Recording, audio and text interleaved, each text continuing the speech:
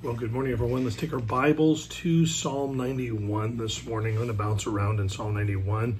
And this is our Sunday morning recap. I was back in the pulpit this weekend at the Journey Baptist Church, and we were back in our series in the book of Psalms, just kind of taking Psalms from here and there. And Psalm 91 has the distinction of being one of, readers' favorites. And so as we were studying through Psalm 91, it became very easily apparent why many people would choose Psalm 91 as their favorite.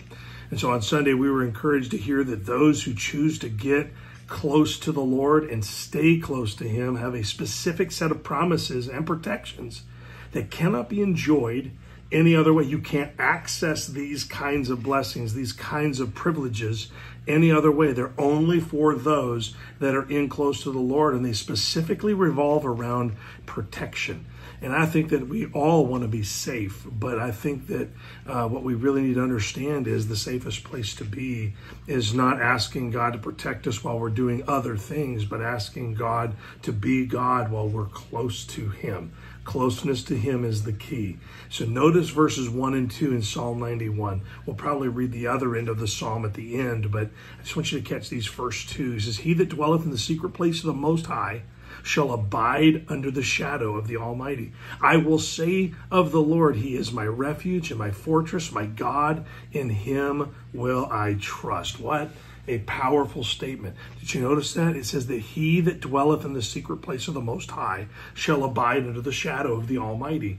And so he's basically saying is the best place, the most protected place is a secret place that only those who are under the shadow of the Almighty will enjoy this. And now on Sunday, I used the illustration of our children. They tend to like to be attached to our leg when we're in uncertain circumstances. It's kind of like a shy thing that they do. Moms walking through the house will trip over their kids because their kids are always holding onto their leg. It's like they're right there, staying close to us, expecting that spot to be the safest place. And God even tells us that the safest place for His children to be is in His shadow. Stay within the shadow reach of the Lord. That means get in close. Verses 1 and 2 tell us that we need to be close to God, under His shadow, within the protection of His wings, in His refuge, His fortress, surrounded by His shield. This is where we want to be. This is where we should want to be. I mean, as you just travel down this psalm, you'll see all of these different types of protections, and then how they cause the enemy to fail in their efforts in multiple different ways. And so I hope that you'll take the time to get into the psalm, or maybe go to our website or our Facebook or YouTube page and look up yesterday's live stream and listen to the whole message. Because I think it's important that we understand that the world is always offering, our enemy is offering cheap knockoff blessings, and I want to put that in air quotes, that these are cheap knockoffs that require us to be distant from the Lord to get them. That's our fame, our successes, the quote unquote blessings for our efforts in worldly adventures, trophies that we chase instead of the Lord. And I got to tell you, we're made for worship, and we'll either worship the Lord or we'll worship all of our false gods. And it's really hard for us to identify our false gods because they're not golden statues in the corner, or maybe they are. Maybe they are golden statues. Maybe they're rings we put on our finger at the end of a whatever, that we get this special memento that says that we spent our time totally devoted to that. And that becomes our God. It becomes our source of worship. And most believers today don't realize how many gods they worship in the place of the one they claim to be their God. And they don't get these protections.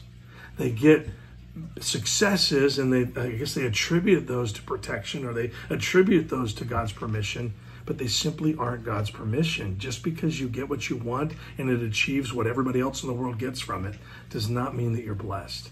A blessed person is a person who's walking in lockstep with the Lord, in close, under the shadow of the Almighty. They're being protected from the things that are pulling us away, and they're being granted the things that will help us stay close to the Lord. And so listen how the Lord speaks in the last three verses 14 through 16. God God steps in and speaks for himself in this psalm, so listen to it. Verse number 14 says, because he hath set his love upon me. He's talking about the believer setting his love upon the Lord. Therefore will I deliver him. I will set him on high, because he hath known my name. He shall call upon me, and I will answer him. I will be with him in trouble. I will deliver him and honor him. With long life will I satisfy him and show him my salvation. Sounds like something very important to not miss out on. So I hope that helps. Enjoy a wonderful day.